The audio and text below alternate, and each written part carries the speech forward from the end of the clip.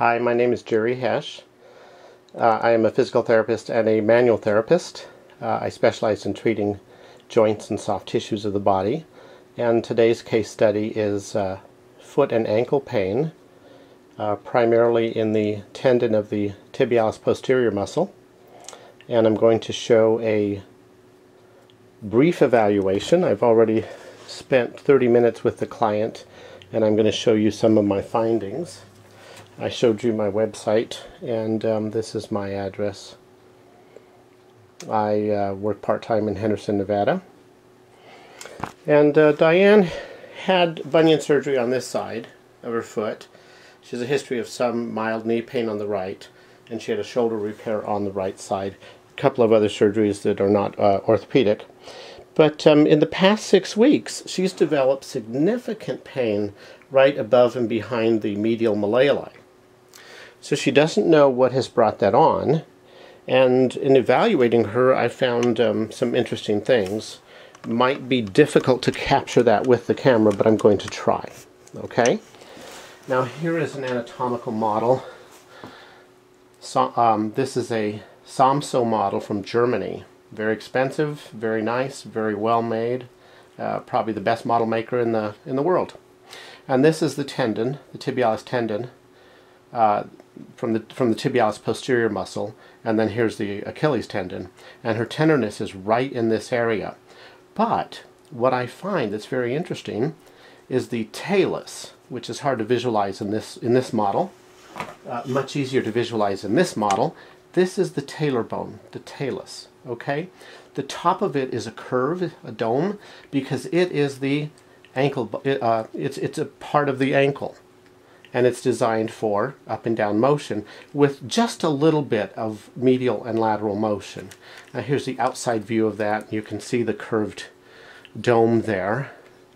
And here's a posterior view as well. I hope that's easy to see. We don't have anyone operating the camera, so we're just doing the best we can here. Now, strength is good, okay? Her pain at the end of the day is about a 6 out of 10. This foot, both feet actually don't have a lot of dorsiflexion. They both go, about 5 degrees. And with palpation, it feels like both tali are a little bit forward. She has no history of wearing long-term use of cowboy boots, high heels, any sport where there would be a very quick deceleration. So we don't know why that is, and we don't know if it's treatable yet. If I can treat it, though, then we should be able to gain some ankle dorsiflexion, and I'm going to measure that and show you what it is. Both are the same, so I'm only going to demonstrate on one of them. I've got this goniometer at her 5th metatarsal, and yes, 5 degrees on the money. Good. All right, so we have 5 degrees of dorsiflexion on each side. Now, interesting is that you won't be able to see this with the camera, and I apologize, but her talus on this side appears to be externally rotated, because when I palpate the talus, you come down the foot until it stops being a foot, and I put my thumb on both sides, and this one is more forward on the medial portion. Okay? When I palpate the lateral portion of the talus and I compare, this one is more posterior. So that's simply observation, okay? And this is a dynamic problem. It's not one that you would necessarily be able to show with a CAT scan or MRI or X-ray. It just doesn't lend itself to that kind of eval. This is a dynamic problem. But you might be able to see, pardon me, the difference in rotation of her foot and ankle.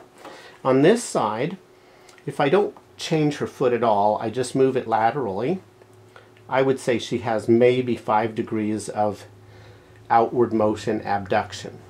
And coming inward, I would say she has, perhaps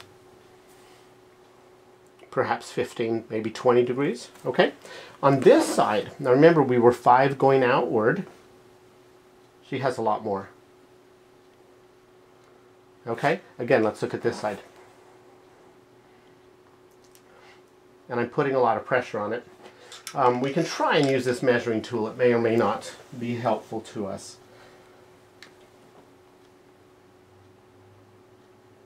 Okay, come back. I don't really trust it. The foot is, you know, odd shaped. I wish it was something flat that I could use that measuring tool, but I really can't. Now, in terms of inward motion, I stabilize the tibia, and in terms of bringing this in, it's about 5 degrees. This one, bringing it in, again, easily 15, maybe 20.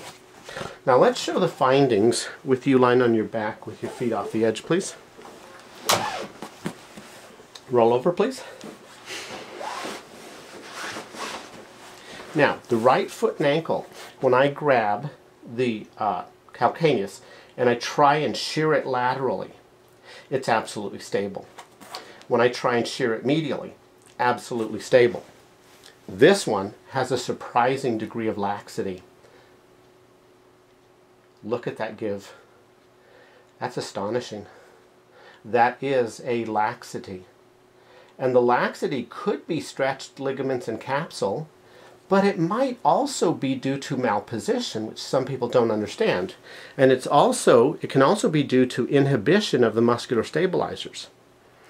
Her resting tone may be less on this side versus this side, so there would be less tension on the capsule, less tension on the ligaments, and even less tension on the tendons as well. My thumb is outlining the area where she hurts the most. I did strong tapping on the tibia just to make sure there wasn't bone pain, and there was not. So this laxity is just remarkable. I hope that you can see that on the camera, that I can really glide that calcaneus medially, not very much laterally. This one I can hardly glide it laterally, and medially not at all. So we have laxity there. And I was palpating right near the talus, and oh gosh, yeah, you can feel some crepitus. You know, it just feels sloppy, and you feel that kind of grinding. Doesn't feel, not a good feeling. Okay? Now I do have to be concerned about a costochondral, wrong area of the body, a chondral, fracture with the piece displaced. But I don't sense that. I can move it about when it's compressed, and I'm not provoking severe pain, am I? And I'm not feeling a capture of a mass that would block the motion, so I don't think that we're dealing with that.